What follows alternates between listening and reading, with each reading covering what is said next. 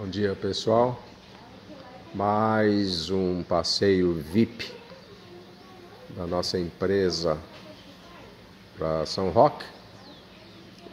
Esse aqui é um dos lugares habituais que nós paramos para comprar um vinho, tomar um café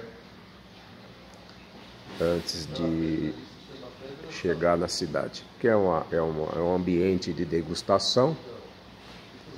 Mostrar um pouquinho as outras partes aqui da vinícola para vocês.